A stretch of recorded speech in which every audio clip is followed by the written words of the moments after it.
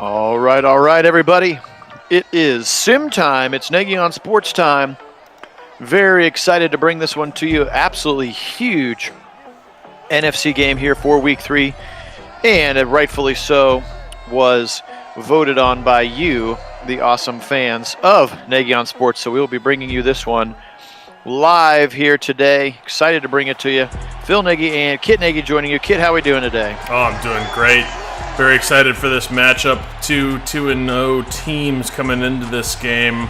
Both of them really riding high. Obviously, you got the Buccaneers coming off of their Super Bowl win and a little bit of momentum, bringing back that entire roster, and then the Matt Stafford factor in Los Angeles, and the whole rejuvenation, it would seem, of that offense, as they are really high octane, I would say, with the weapons that they have, and finally having Matt Stafford in that system, who seems to fit that system a lot better. So a lot more what McVay wants to do. So it should be a very exciting game here, and hopefully we'll have an exciting preview of it, to look at here today. Absolutely beautiful SoFi Stadium. The location. Let's go ahead and get this one popping. Buccaneers deferring to the second half. They will kick.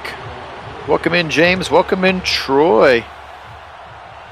And Troy, go ahead. You got him. I was going to say we do all of the Browns games. The other games that we bring are only spotlight games that are voted on by our subs in the Discord channel. So if you want to vote on what games we watch, you can join us in the Discord and vote to determine which of these games we bring you. But no, the Browns games are always going to be on our channel, every single one of them. And that Week 3 Browns game is yet to come, expected probably tomorrow. Absolutely. All right, first play from scrimmage. Stafford, a quick little out to the left side. He's going to get 2 entire yards to the tight end, Tyler Higbee. Welcome in, James. Welcome in, Karen. And welcome in, Troy. We do appreciate you being on. And yes, sorry, we've expanded to go beyond just the Browns all the time because we have more fans of other teams, which is cool and exciting to see. Yeah, absolutely. All right, that second down run goes nowhere now. 3rd and 8 for Stafford here, facing this very talented Buccaneers defense.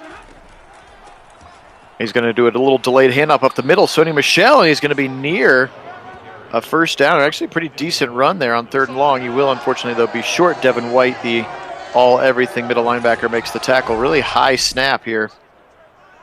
Yeah, it was that little bit of that delayed handoff, which I think the high snap probably threw off the timing just a bit. He still had some room to work with, but it closed quickly at the second level. Indeed. All right, punt coming here. The venerable Johnny Hecker. Probably, I think he's the best punter in Madden, repeatedly. And he's going to drill this one down to about the 25. It's up to the 31, Scotty Miller. Again, no Antonio Brown. COVID-related absence, so he has been buried at the bottom of the depth chart. If he shows up, it's weird and not my fault. Tom Brady, 137 years old now, comes out onto the field. You saw that story we talked about wanting to play till 50 now? Well, 50, yeah, just bonkers. He's going to have a slant to the right side. Mike Evans, his first touch of the day, and he's got a first down. Maybe a little slow to get up, Mike Evans. And now he gets up. See, he looked a little injured there. Yeah, seemed a little bit unsure about whether he really wanted to get up from that hit, but eventually does. Absolutely. Turn around, give it to the running back, Ronald Jones. Little waggly hole in the corner, and he's going to be taken down by the safety, Jordan Fuller. Go Bucks, who, of course, is the captain now, with John Johnson III playing in our defensive backfield. So kind of a cool thing for Jordan Fuller. Drag route across the middle. He sees Evans, and he just drops the football. That seems unlikely, but it happened there with a little bit of footsteps, perhaps. Back to pass, Tom Brady. Looks like they're setting up a screen, and he just overthrows his receiver. That was Gio Bernard, and therefore a punt is upcoming. Good defense there by the Rams. That was a little bit Roethlisberger-like, where just can't seem to hit the easy short one. Oh, yeah, he is not right. I wonder who predicted that. No, I think I know some folks who did in fact predict that several times. We got the receipts. In fact, go back and watch pretty much any video that we've ever done that has the Steelers involved. Mm-hmm. Interesting. I didn't know that, James. Thanks for pointing that out. The 20-year anniversary of the famous Drew Bledsoe injury, which got this little quarterback named Tom Brady into the game, and he hasn't stopped yet. No. Here's a little dump out of the backfield to a receiver. He's going to pick up about 9.5 yards. That's actually Bryson Hopkins, the second tight end. 3 receivers in the set. Turn around, give it to Sony Michel up the middle, and he's going to fight hard for that last couple of inches and gets the first down for the Rams. First and 10 from their own 20. How does Sony Michel compare to a Cam Akers? I realize we only saw one season of Cam Akers, but does their offense miss much of a beat with Michel instead of Akers? No, I think Michel is a little bit underrated for what he's capable of in the NFL, so I think he'll be pretty solid for them. I don't think that missing Cam Akers is going to be a huge detriment to this offense. And I don't see it as it's not like Todd Gurley where the injuries were catching up to him. Sony Michel still has a lot left in the tank, I think. They're going to set up a screen, doink off the receiver's helmet and fouls back about 10 yards. Luckily not touched by anyone after that, but another third down screen pass that is unsuccessful. That's why we don't run them when we control the Browns play calls. Now, obviously, if you've got both, you're going to play Cam Akers over Sony Michel. He's not the starter for a reason, but he's still a valuable piece that will get the job done, I think. Okay. 3 punts early to start this game. Let's see if we can get some fireworks going. Brady's going to heave it deep down the right side. He's got Godwin, and he can't bring it in. Yeah, nice. Woo. Nice coverage there. Really made made it challenging for Godwin to come down with that one. Absolutely. That's David Long Jr., the third-year corner out of Michigan. Stride for stride with Chris Godwin down there. Nice play. From Penn State. It's a little Penn State on Michigan crime. Yeah, Cooper Kupp has been really flourishing with Stafford. Yeah, he was crazy good last week. Yeah, he sure was. And Stafford and that Kupp connection, that seems to be thriving already. Yeah, I had Cooper Kupp in a DraftKings daily fantasy lineup that I did, and had Dak Prescott been utterly awful, I would have won some potentially serious cash. As it goes to Gronk. Taylor Rapp comes up to make the tackle. Back end of this defense.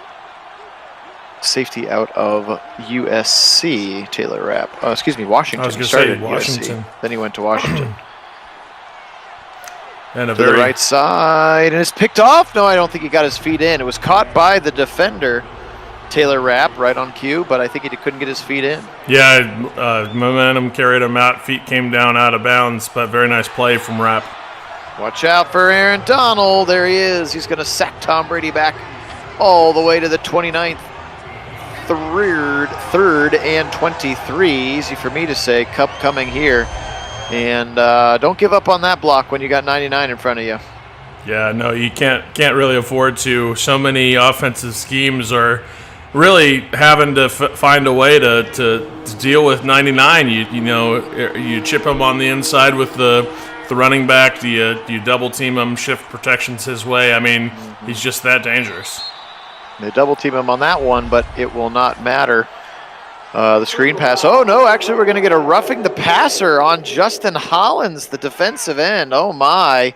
And that's going to give the Buccaneers on 3rd and 23 an automatic first down. Yeah, you can't afford that. That's going to have McVay fuming over there on the sidelines because, that's an easy punt situation that's given up, and now the Bucs seem to be taking that momentum down the field as they rattle off another big gain.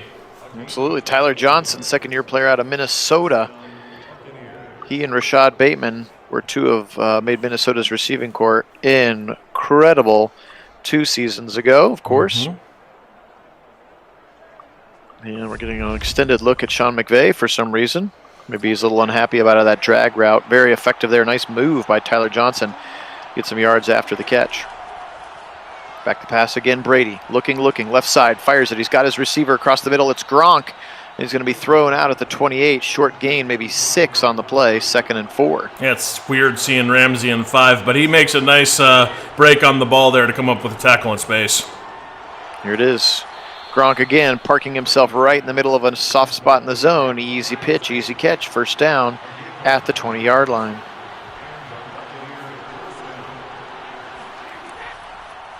Brady again, back to pass. Nobody back there with him. He's going to go left side. Another short throw to Gronk. And a 5-yard pickup, staying ahead of the chains here with these 5-yard throws to Gronk, who's up to 4 catches here in the first quarter. Brady now firing, right side, corner of the end zone, caught by Godwin, but his momentum carries him out of bounds at the 1. That was odd. It felt like the ball was across the line and he came back out, which should have been a touchdown. I agree. Turn around, give it to Leonard Fournette, and he's going to get run. Actually, looked like he ran into Ali Marpet, the left guard, and it gets knocked down. Actually going to lose a yard is Fournette. Back to pass, Brady, little square out and an easy touchdown. That's Scotty Miller from Bowling Green. Go Falcons. Scotty Miller getting some extra reps today, again with the COVID absence for Antonio Brown. And look at the nice little square out against Jalen Ramsey. Man, Ramsey had no, look at that, so much cushion for a goal line. Yeah, it's supposed to. It's a little pick concept there, but Ramsey just, it was almost like a self pick. He was like very lackadaisical about getting out there. Self-pick. Yeah, I mean seriously, it wasn't that he ran into his fellow defender out there, which is how the pick concept tends to work, or sometimes called a rub concept, because you run those routes crossing out on the outside to try to get the defenders to run into each other, then opens up one or the other. Typically the out route is the one that tends to open up, but they hit it. But, Ramsey didn't run into anybody. He just kind of really didn't work to get out there. It was odd. Hey, Wendell, welcome in. Speaking of running into, when does it become illegal enough to call the penalty? I'm thinking about the Browns. Third quarter, Davis Mills is in the game. They're on like the 2-yard line, and they throw a slant for a touchdown because the inside guy literally just pushes all the defenders out of the way. That felt pretty illegal to me, and it made a really easy touchdown for Davis Mills. Am I misinterpreting the rule? The rule's kind of weird the way it's officiated. It's kind of a it's pseudo one of them let them play type rules where so they kind of go based off of because they flirt the line between the slight impediment and like changing the going around, so just that little bow they have to go around the other guy is enough sometimes, and that's what they're trying to do when it's like obvious that they're the routes are run such a way that like so as to force the defenders to actually hit each other. Yeah. That's when they tend to get called, but don't always. Yeah, I mean, you watched because Greg Newsome was the one covering him, and you saw him like put his hands up, like, what am I supposed to do? Right. The guy, the other receiver pushed into me, like it was just wild. Right. No, that should have been called, but like I said, it's one of those weird, like they'll call it sometimes, but it's kind of.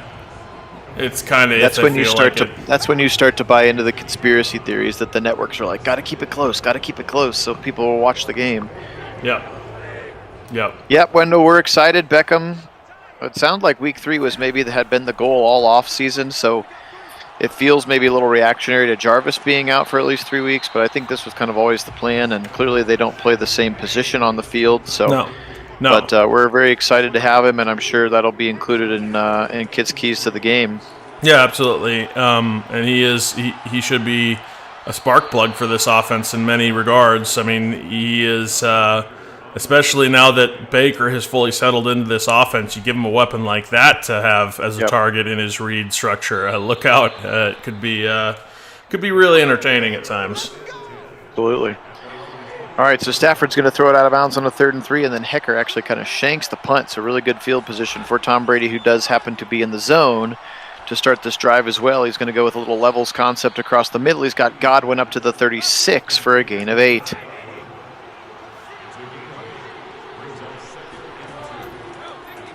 Karen, that's not a bad idea.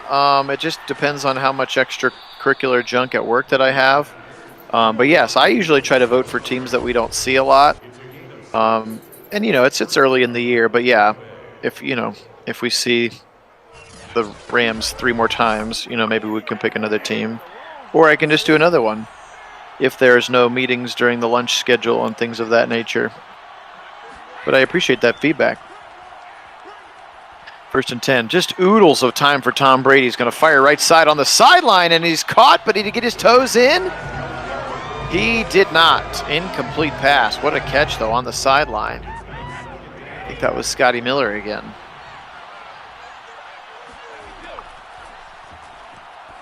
Another drag route coming. Mike Evans, the intended and achieved recipient. Another 5-yard gain, sets up 3rd and 5 for the Buccaneers. Well, so far this defense has done a nice job just kind of keeping everything in front of them. They're just allowing like the checkdowns or the sideline usage where the receiver's out of bounds. And like the Bucs are producing, but not like really firing on all cylinders here. And partly that's the defense really allowing them to have the short stuff, although there they finally hit something in the zone, big strike downfield. So that's more what the Bucs have been looking for and need to get producing.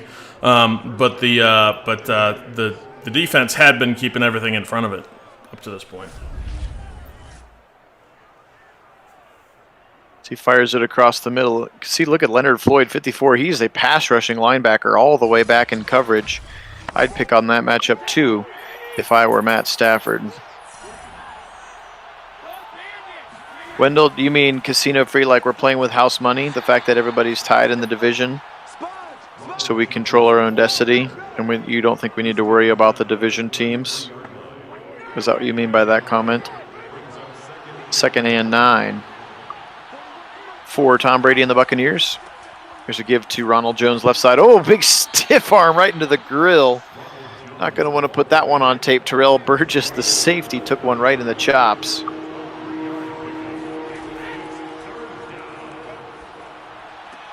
Tom Brady floats it right side. Guess who? Gronk. Another short game, but a first down now. Brady now 15 of 20, and we're a minute and a half into the 2nd quarter. So that was what Wendell's question was. Kit, what do you feel about that? The fact that everybody is 1-1 in the division. So we take care of business, we win the division. Yeah, no, absolutely. If we take care of business, I think we will win the division. I think that's we are right now the best team in the division. Pittsburgh's offense is really struggling. I don't see that going much anywhere, especially with that O-line and the decline for Ben Roethlisberger, as we were already talking about in this one. There's a big sack on Tom Brady there. Just collapsed the edges. He didn't have anywhere to go with that. We'll call that one more of a covered sack because he was a little slow getting the ball out. But no, and then the injuries that have decimated Baltimore, especially Peters, is a huge loss for them, and J.K. Dobbins. So those are brutal for them, and they're still going to be very good and very competitive, and we'll certainly have to work because their defense is going to be solid and their offense is going to be dangerous, and really the scheme works with just about anybody you put in there. They just don't have the spark plug like J.K. Dobbins anymore, but they still have Lamar, and he's still just as dangerous as he ever was. So while healthy, he's still a problem. Oh yeah, and then the Bengals are always going to be a feisty team. So no, I think the Browns can and should win the AFC North, and then from there it's just how well do we come together, especially on the defense, but how well do we come together as a team going further into the season, especially coming into time for playoffs. If we've won the AFC North, then how well are we playing together as a unit on both sides of the ball? And if we can be at a very high level for both, then look out. I think this team has an excellent chance to be a Super Bowl contender at the very least. Sure. Yeah, I mean, obviously, I think I'm still the most afraid of the Ravens just because of the Lamar factor, and he's just so special. I mean, they beat the Chiefs, and we couldn't beat the Chiefs. So, now it was nice of the Chiefs to have a couple of mistakes that they didn't have in our, Edwards-Helaire fumbling at the end of our game would have been pretty important. Right. Or Mahomes. Didn't Mahomes threw his first interception in the month of September, right, in his career? That was his very first one. And I would say two turnovers in that game, even just one in our game, and we probably end up winning. So again, a lot of it's, every team plays a little bit different each week, but I think our defense did a better job against the Chiefs than the Ravens defense did. Yeah, they did. But so that's why they play the games. But the bottom line is they still won, and on paper they have a win over the Chiefs, and we don't. So. Right. Well, and the other part to that, I would say, at no point did the Chiefs or the Ravens feel like they were just, dominating the Chiefs at any point in that game, which absolutely was the case for parts of the game with the Browns, where the Browns felt like the better team, out there on the field. Now, that didn't, obviously the scoreline doesn't reflect that, but certainly as this, especially the defense really starts to gel later into the season, more and more of that's going to come out in games, and I feel that is going to be really the difference between what the Ravens, it's kind of a ceiling discussion, right? The Ravens ceiling is kind of capped by some of their injuries, whereas the Browns ceiling is certainly not. Sure, that's a good way of putting it. All right, sorry, that was a long answer to your short question. We did miss a long touchdown pass to Scotty Miller on the right side, and now a 3-and-out of sorts here for the Rams. And so the Buccaneers, you can see at the top of the screen with all of the momentum, even here in SoFi. And yes, Karen, to your point, usually I think the home team default is a 3-point cushion for being the home team. And so, I think it's like Rams plus 1.5 or something like that. So, or minus 1.5. So technically speaking, the Buccaneers are underdogs, but it's practically a pick 'em. Right. Yeah, it's as close to even odds as they'll give you. Correct. And just remember, odds, they can tell you about who they think is favored to win the game, but the real reason that the odds are the way they are is because Vegas is trying to get the money on both sides. Right. So that's the reason point spreads exist in the first place, is because they don't want everybody betting on the Buccaneers, for instance, or everybody betting on the Rams. They want to try to spread the money evenly, and so that's why they invented point spreads, to try to help, because they know somebody's getting paid, right? One group of people is going to get paid unless it's a push, and then everybody in Vegas wins, right? So, they set those lines in a way, and that's why you'll see them move. If a bunch of people start betting the Buccaneers to cover and or just win outright, you'll see that point spread switch in the favor of the Rams. The science of the betting is just wild to me. The odds makers are wizards back there. Yep. So, all right, 1st and 10. Brady still in the zone. Dump it off over the middle. Missed tackle. Ronald Jones past the 30 into the 27-yard line, and Brady now 20 of 25. So this check down ball with the occasional long throw thrown in, but you could see there 25 passes and 5 runs today for the Buccaneers. Interesting choice of game plan. There's Mike Evans, toe drag swag for 6 more yards as Brady is about to eclipse 200 yards in the first half. Wendell, I would not put it past the Bengals to come out with a win in this one, but they've got to protect Joe Burrow, especially against that defense. Joe Burrow just getting pummeled back there already in this season, throwing ugly picks. And a lot of that has to do. Could have predicted that. Yeah, right. A lot of that has to do with his abysmal O-line play, and we if I were either a Bengals fan or a Steelers fan, I'd have been jumping from the rooftop screaming that they have got to do something about that O-line. And in both cases, they really did not nothing, but effectively very little, yeah. Angle route out of the backfield. Gio Bernard inside the 10 to the 6, may call it the 5-yard line, 2nd and 5. Does appear that they can get a first down on about the 1-inch line. That's kind of weird. Bunch formation to the left side of 3 receivers, including Sir Gronk. Back to pass, left side, fires it, touchdown! Scotty Miller for his 2nd of the half. Have a day, Scotty Miller, again pulling a lot of snaps with Antonio Brown out. And now the route is on here in LA. Now, I'm not going to sit here and pretend that I've watched a lot of Lions football, so I can't tell you how Penei Sewell looks and if he would make a difference. But would you trade in Jamar Chase for Penei Sewell? He has been highly rated so far in the rookie. Okay, well, in the rookie, like they've been doing the rookie ratings of how they've performed so far. Ratings and stuff. Yeah, no, he's been pretty highly rated. Well, I know he jumped from right tackle to left tackle when Taylor Decker got hurt too, so that versatility. Yep. So, no, I suspect any of those teams mentioned, either James's Panthers, the Steelers, the Bengals, any of them would love to have their hands on a Penei Sewell type player, to really help fill in the holes and retool, revamp those O-lines, because they're, when you struggle with an O-line, Browns fans are way too painfully familiar with that problem. Nice run by Michelle, breaking some tackles to the right side, sets up 3rd and short.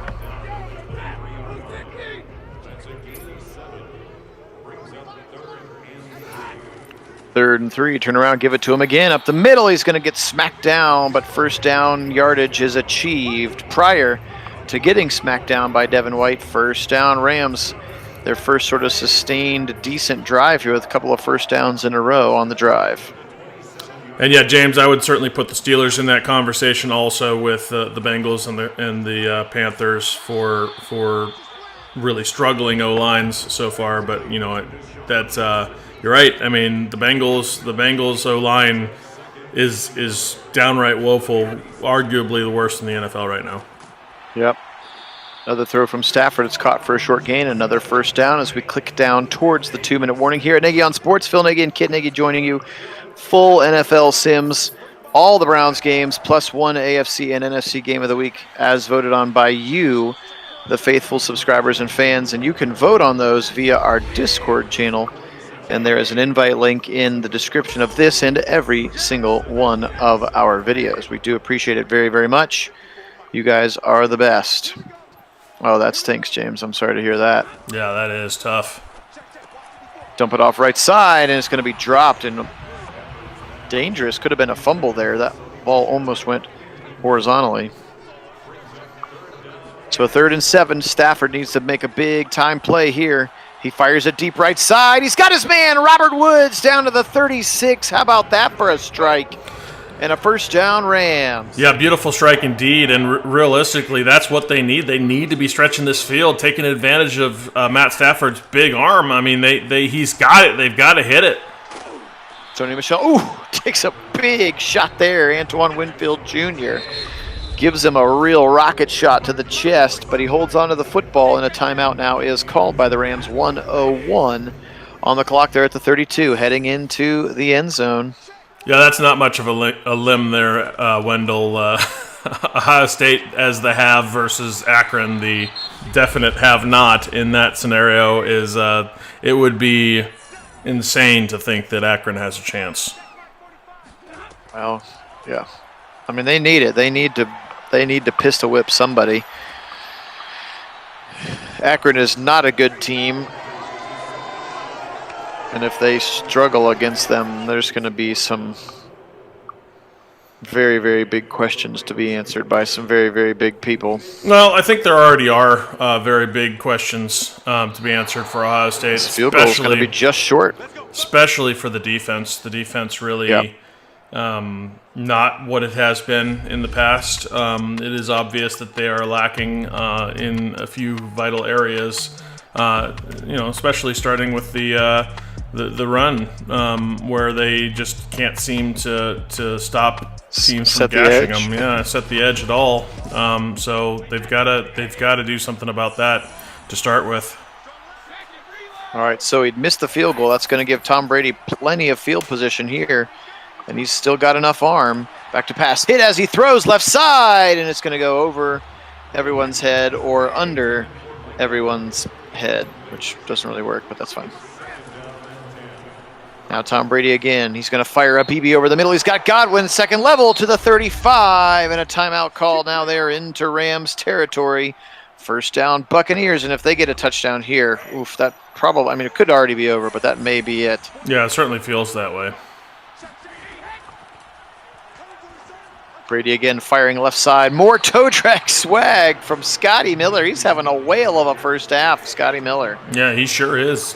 4 receptions now, 41 yards with 2 touchdowns. I mean, he's been lighting it up for these Bucs. Absolutely, he has. Brady in a shotgun once again.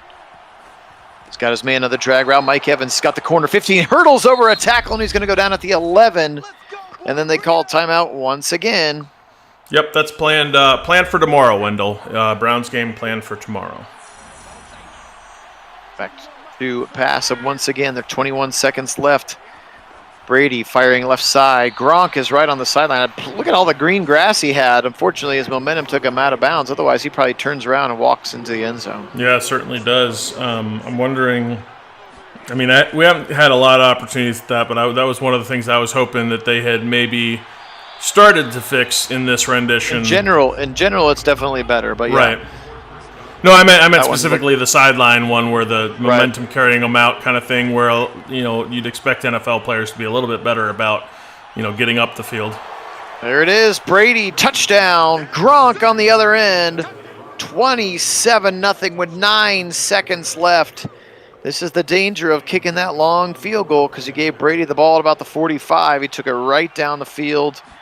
And you're now down 4 scores with 9 seconds to go, and the Buccaneers get the second half kickoff. Oof. Yeah, it's crazy how little decisions make such an impact in games like this. The choice to, like you said, go for that field goal as opposed to, either a coffin corner or depending on the down and distance, maybe put your offense out there and go for it.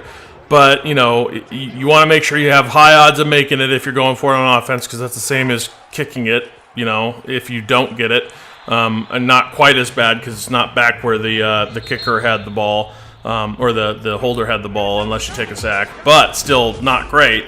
And then the alternative of, coffin corner punting, play some field position battle game, if this is a 21 0 game at that point, you pin them at the 1, force a 3 and out because they're kind of stuffed up against their end zone there, and then end up with a short field and can punch it in. Suddenly, a 21-7 game feels quite a bit different at this point in the game. Absolutely. Here's a run left side. Fournette, huge hole, 30 up to the 35, and he's going to go down at the 36-yard line. Just his second carry of the game. You saw that stat line coming out of the half. Brady 30 of 37 for the first half with 4 TDs. That's bonkers. Maybe they'll actually hand the ball off a few times here in this second half. Well, they've got two of their passing game X factors in the zone here between Brady and Evans. So it's like, I don't know. Just keep throwing. Here's Gronk again, another tight end drag route for about 8 yards. I mean, he has 31 completions, and he's still not over 300 yards yet. That tells you how much he's been checking it down, and they've been running all these short routes, much as we've spoken about already, Kit. Yep, but it's working, and realistically, if it ain't broke, don't fix it. They're getting the job done with just this. And, you feel like L.A., if they want to get back in this game, they've got to come away with a few defensive turnovers, maybe score off of it, and some quick scoring is going to be necessary. That's where that stretch in the field that I was calling for earlier for them is going to be so vital. Yep, I was going to say, with players named Ramsey and Donald on your defense, we're going to get a flag here, maybe a hold. Oh, roughing the passer again on the Rams, and it's Justin Hollins again, his second of the day. Brutal penalty.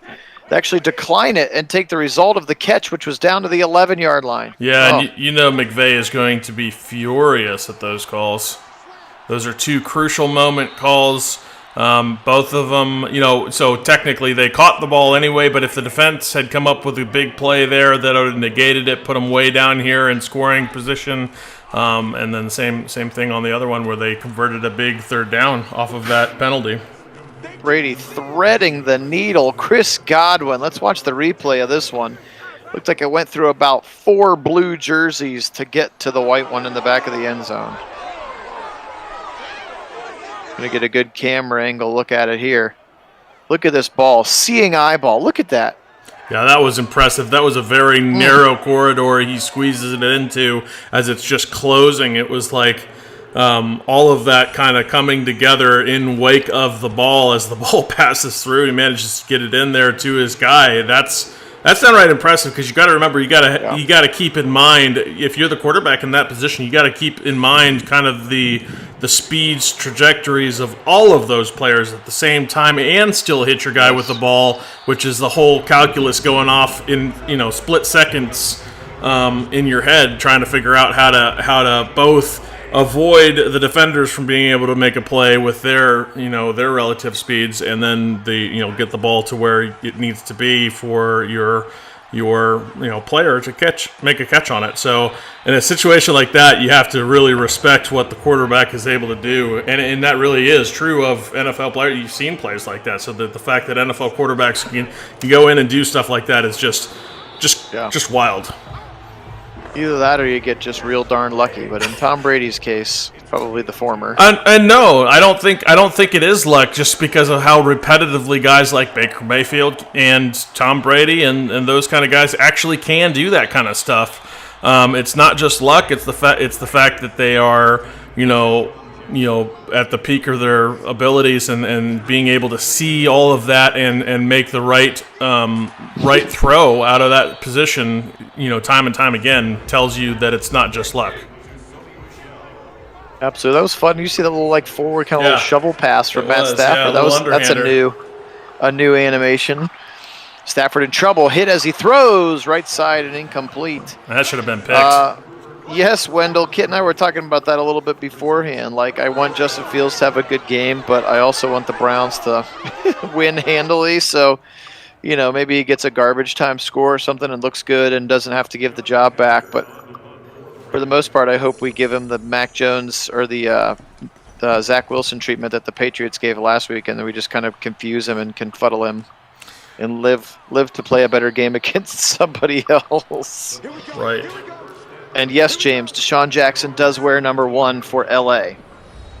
So the Rams had a couple of first downs that time, still not really able to sustain everything. And with 10:35 to go, the Buccaneer beatdown continues. And I do not foresee, I wish they would go into chew clock mode right now. But it does not appear that they will. Right. I have to be honest. I would be surprised to see a scoreline like this in this game. I don't think McVay will allow his team to come out this flat. No matter how good the Bucs are, I don't expect the Bucs are just going to have their way against the Rams. The defense is too good. The offense is too good. They're one of the most complete all around teams in the NFL. So not to take anything away from the Buccaneers and what they're capable of, but man, if it's this lopsided, I would be shocked. Agreed. Brady on 3rd and 8, knocked away. Aaron Donald swats it out of the air, and a much-needed stop for the Rams defense. If they want to have a chance, they have to start scoring almost every possession at this point in some capacity. And obviously, about 80% of those scores need to be touchdowns. Yeah, and it's not just that. They really have got to get their defense to step up and hopefully take the ball away, especially if they can get scores off of those, because that's the only way this team really has a shot at getting the momentum back in it and maybe have a chance to have enough scoring by the end of the time to be competitive. We've called Aaron Donald's name a couple of times. He's got a sack. He's got the deflection on the last play. The only time we called Jalen Ramsey's name is when he got woefully beat for a touchdown. Yep. So you need your impact players. I mean, dude's the best-rated corner in the game. It's time to start acting like it. Yep. 2nd and 9 after that 1-yard run. That previous play to Cooper Kupp was a nice comeback on the right sideline for a big first down. Sonny Michel gets the ball on 2nd and 9, angling right side. First down yardage right at it. I think he might be a little short. 3rd and inches will be the spot. They really need this first down. Yeah, and they do need this first down. This is going to be critical. They're going to get it. Yeah. The other part too, though, is that Cooper Kupp connection that we saw last week for these Rams. Yes. Really need to be stretching the field, and Cooper Kupp is a big part of that. He is so dynamic in space, especially run after the catch. If you can get him the ball down the field in a little bit of soft zone, if you can find it, I mean that's what you need to be doing here. Little 2-play action look, and now he's going to fire. He's got a wide open Tyler Higbee, I think. Yes, Higbee right down to the 14-yard line. That was a shifty little play where they fake the jet sweep and then fake the handoff to the running back and then fire it to Higbee. Now inside the red zone for the first time today, Stafford and the Rams. Yeah, very nice little play action, allowed Higbee to come free, and Stafford hits him. That's what you need to be seeing here. Drag route across the middle. Deshaun Jackson puts his foot in the ground, but Levante David too quick to let him get past him for the touchdown. 2nd and 5 now for the Rams. And unfortunately, again, their best offensive drive of the game. Yeah, this is their best drive, but it's not explosive enough at this point. With the 35-0 scoreline, you need to be scoring in 2, 3, 4, 5 maybe plays, not 9, not 10, you know? Jump ball to the tight end, Higbee, and he's got it! Touchdown, Rams! So they finally get their first points on the board. 5:59 to go in the third quarter. Too little and way too late to start getting on the board now. It did take 3:23, much as Kit talked about. That's too long for your scoring drives when you're down this much. Yep, you want those scoring drives to be less than 2 minutes if you can make it maybe a minute and a half.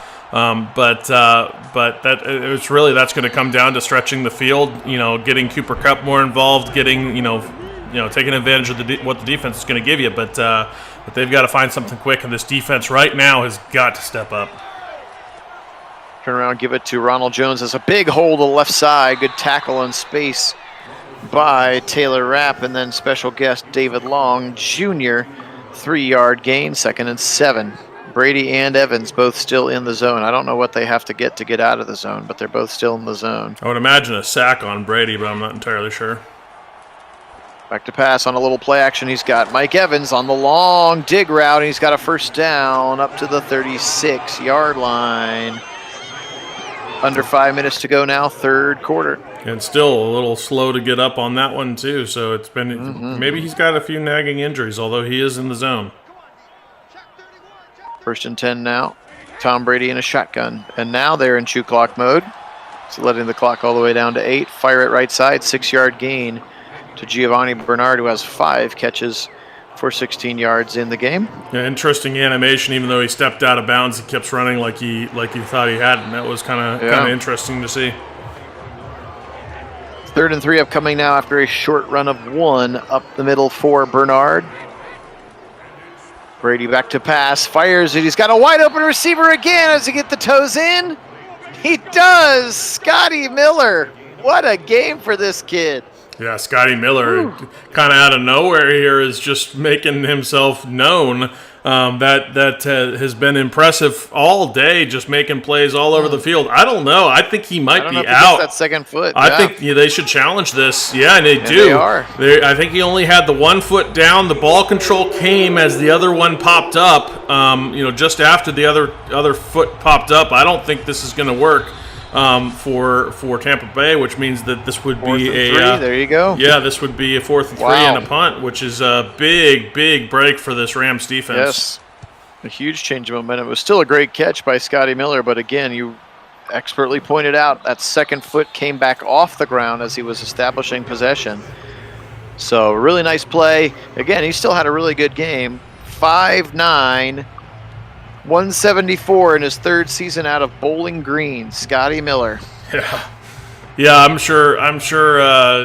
The real Scotty Miller would love to have a breakout performance like this to show up in the NFL. That would be impressive.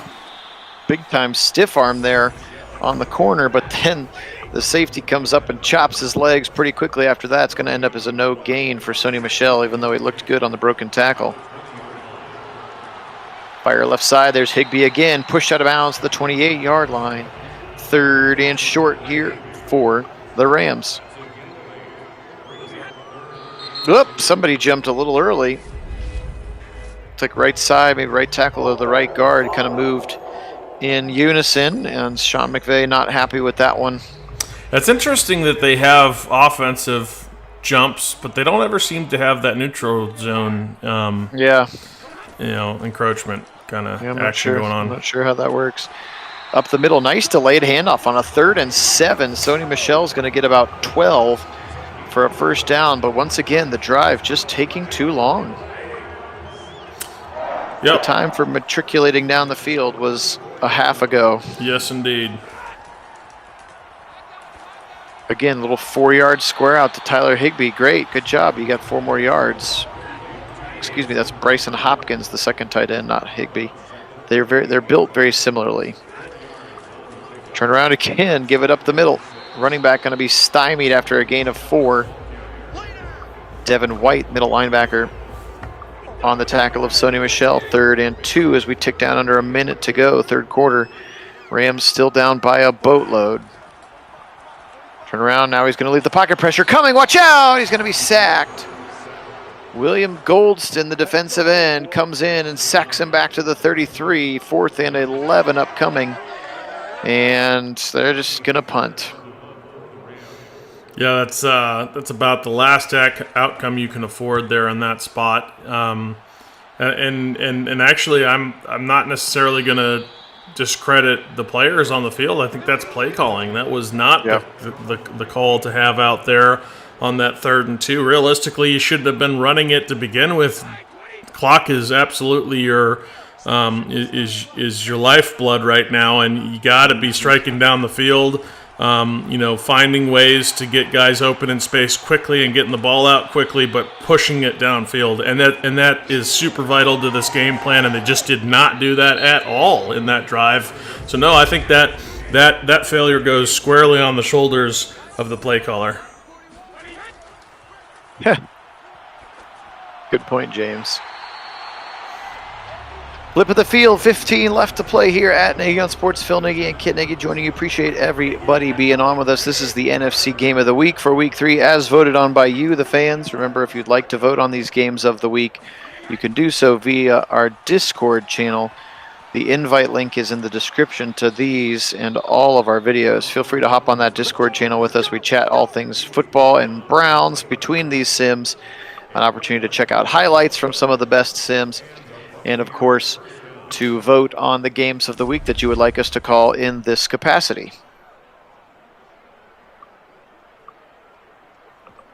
Nice run by Ronald Jones. I'm not sure why we need to see it 7 times, but we did. 1st and 10.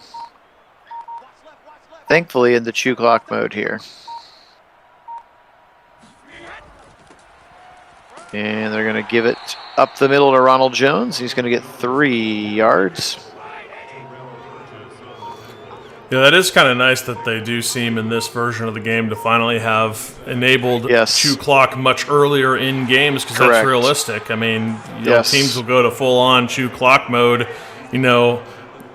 second half of the third quarter sometimes. If they're up big like this, 35-0, of course they're going to go to chew clock. Absolutely. Here's a 3rd and 6 right at the sideline. Are they going to give him the yardage? They are. 1st down, Buccaneers. But it is good to see that it seems like starting in the 4th with a 35-7 scoreline, they're going to be like, okay, let's run the ball. This is enough with airing it out. We've done enough. We've done enough. Yeah. I remember in the previous iterations of the game, they wouldn't do that until there was 4 minutes left. Oh, it was awful. Painfully awful. And they wouldn't start hurry up until there was 2 minutes left. Right, which in some ways was... Truly a 2-minute offense. Right. 3rd and 3, give those running back. Aaron Donald shuts at the door. Another TFL for that man. Just 2 tackles here on to the day. James, I am also not a fan of Bruce Arians and his approach and overly inflated ego, but nice punt by Pinion. I have to admit it. I mean, he's been successful. He has done well. Obviously, winning a Super Bowl is a big accomplishment, especially as the first, his second year there in Tampa Bay. But you give him credit, but that doesn't mean you don't have to like him for it. Right. 10:06 to go here. Again, Rams down by a big margin and still running the football up the middle for 2 yards. Now Stafford's going to fire, and he's got Robert Woods on a long dig route across the field.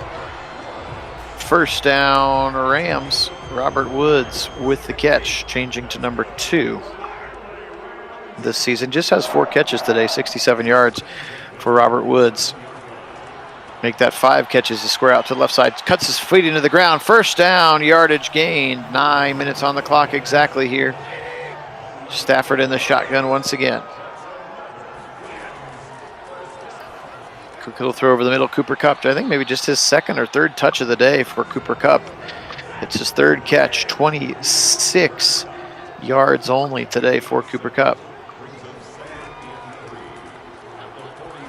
Out of the backfield, Sony Michel's got it, 50, 45, into Buccaneer territory and pushes his way up to the 40-yard line for a first down, Rams. 107th, that's incredible.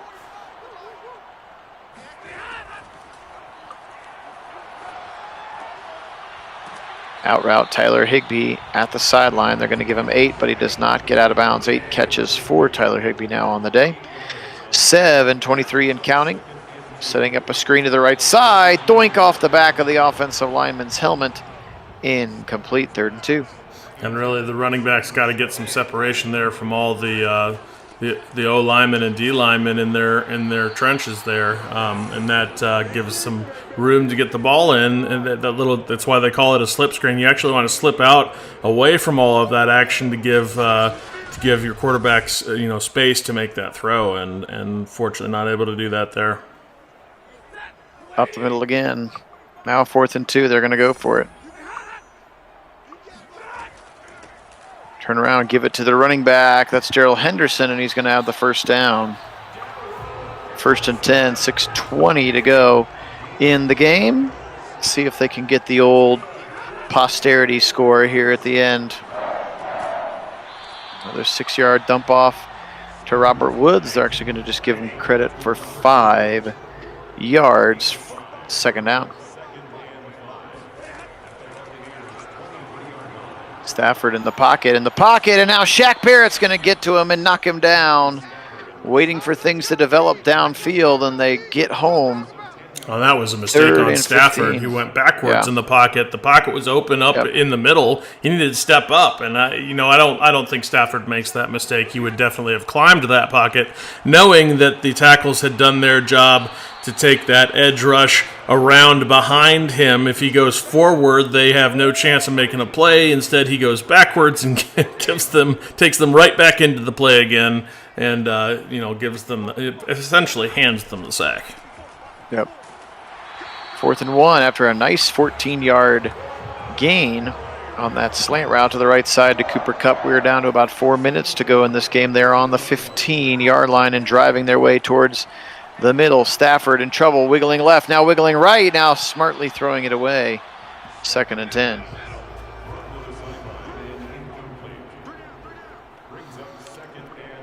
Well, I think the stat line here for Stafford is really going to tell the whole story, as he's thrown for he's something like 30 for 40 with only 250 yards. I mean, that is just not getting it done for Stafford in this offense, especially with the threats they have downfield. And being down the whole game too. Yeah, and he should have 350 yards on that many throws easily. So it's I think that right there tells you everything you need to know.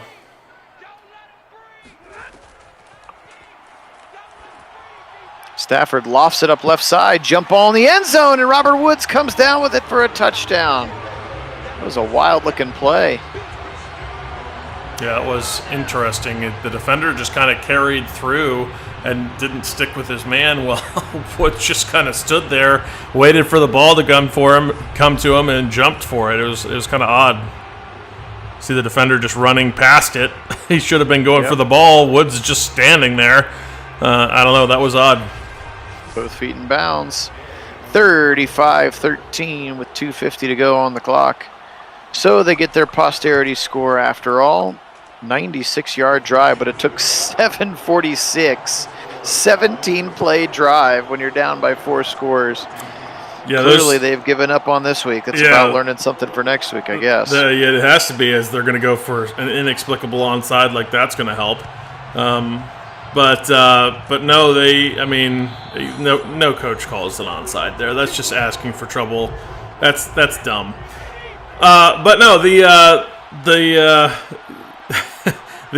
drive, that 7.5 or 750, is that what it was? That drive, that's like 746. Yeah, that's a drive you want to put together when you're up by 20, or up by 10. That's not a drive you put together when you're down like you are here in this one. And that's a we're winning drive, not a we're getting slaughtered drive. Unless you're trying to get out of the ballpark, which I can understand, trying to get out of this one and just have some form of dignity, which is going to be very minimal at this point. Yep. 35-14. We've reached the 2-minute warning. Brady under center. I formation behind him. Give it left side. Carry on that thing like a safe on your way to the bank. 3rd and 5. Clock ticking. At least the Rams aren't calling timeout. Give it up the middle. Now angling to the left. He's going to be pushed down right at the line of scrimmage. They'll call him down by a yard. 4th and 1, and therefore Matt Gay comes in to attempt, Ryan Suckup. Matt Gay is in LA, who used to kick for Tampa Bay. Ryan Suckup's kick is up, and it is good. Now 38-14.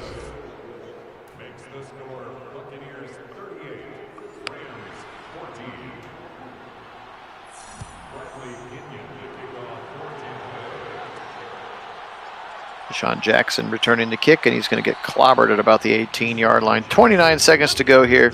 Appreciate everybody being on with us today. This was a fun one. Again, we will do the AFC game of the week tomorrow around this here time. And the poll as of now for the AFC game of the week has Bengals and Steelers with the most votes. The Dolphins at Raiders is the second most voted on game. So if you haven't had a chance to go on, or if you hadn't yet joined the Discord channel, I would encourage you to go do that now so that you can vote on that AFC game of the week. If not, again, it'll be Bengals and Steelers tomorrow at about 11:30 Eastern Standard Time in the morning. So now we're just going to go ahead and punt on 4th and 5. Even though there's no reason for you to run another play, you're going to punt. 30 seconds on the play clock. 20 seconds more than is on the play clock. Yeah. But instead, you're going to give Tom Brady a chance to get that negative rush yard with his kneel, which he will do here. And that will be all she wrote. 38-14 final score here. Tampa Bay comes across the country and lays the wood on the LA Rams. Let's take a quick look at these statistics. Matt Stafford, 33 of 43 for 267, as Kit pointed to, not really pushing the ball down the field at all. Very limited run after catch for the Rams as well. Tom Brady, on the other hand, 38 of 48 for 350. That's a 79% completion percentage, along with 5 touchdowns, 0 interceptions in this game for either quarterback. Ronald Jones, 13 carries for 60 yards. Fournette, 5 for 23. Gio Bernard, 3 for 14 for the Rams. Sony Michel had 20 carries for 81 yards. Darrell Henderson, the 3 carries for 7 yards. He is a little nicked up heading into this weekend too, by the way, is Darrell Henderson. Tyler Higbee, leading receiver, 8 catches for 61. Robert Woods had 7 for 97, 5 for Michel and Jackson. But look at some of those averages. Other than the 10 and the 13.8, averaging 4.4 yards a carry or a catch for Deshaun Jackson is probably not the way you'd want to dial it up if you're playing that game. All right, how about the Buccaneers? Gronk had 9 for 56 and a touch. Godwin, 8 for 86 and a touch. 7 for 72 for Mike Evans. But how about there he is, Scotty Miller, 5 for 65 with 3 TDs today. Also 3 drops for Chris Godwin. Seems a little bit unrealistic. I don't remember all of them in the game, though, so who knows. Defensively speaking, Lavonte David and Devin White, no surprise there. Your 2 middle linebackers right at the top. How about 3 TFLs for Lavonte David as well? Sacks today, 4 of them. 1 from Ndamukong Suh, William Golston, Vita Vea, and Shaq Barrett.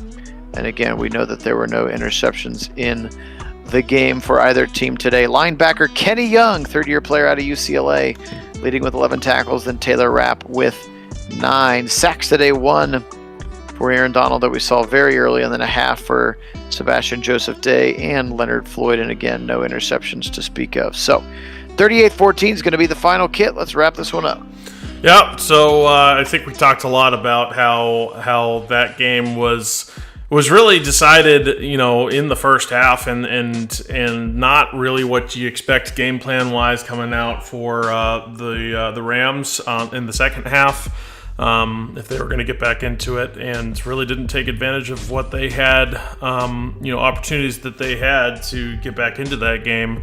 So a little bit inexplicable for them, and Tom Brady just being Tom Brady out there. And then I love James's point about the winning team, the team with a huge lead throwing the ball while the team with, well behind is sitting there running the ball. It just was really bizarre. So, good point there, James, and it was kind of odd to watch. But at the same time, like we mentioned, I don't think this is likely. As much as we try to replicate reality, we don't think this is very likely to be. What we see from this game should be a lot more competitive than this one. Absolutely. So again, appreciate everybody being on. For Kit Nagy out on the left coast, Phil Nagy here in Central Ohio. We are Nagy on Sports. And the Tampa Bay Buccaneers will go to 3-0 in this one.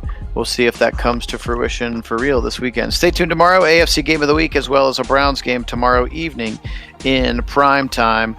We'll bring it to you then. Today we'll say go Buccaneers. And as always, go Browns!